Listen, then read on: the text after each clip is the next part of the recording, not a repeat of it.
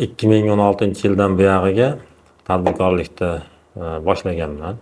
Tadbirkorlikni boshlash albatta qiyin.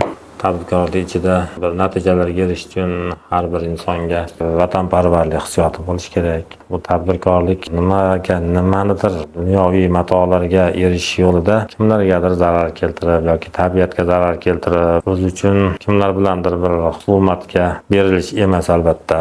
Tadbirkorlik uchun ham dunyoviy bilim kerak. Shuni hisobiga bir katta natijalarga erishish mumkin. Bu yo'lda albatta qiyinchiliklar bo'ladi. O'sha bozorga kirish, insonlar bilan ishlash.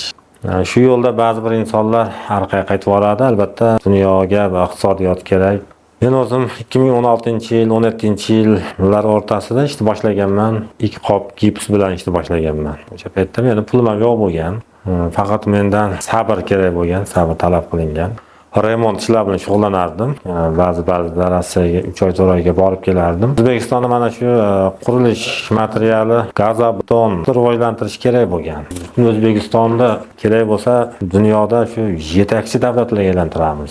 Turizmni rivojlantiramiz. Ertaga biz davlatga kelganda bizda qurgan binolarimizni ko'rib, bizda qurgan dalazorlarimizni ko'rib borgan odam O'zbekistonga yana o'zim davlatiga borib shu O'zbekistonga bordim men. Judayam chiroyli davlat, judayam ko'rkam davlat deb fikrini bildirish kerak. Kelajakda niyatlarimiz juda ham katta.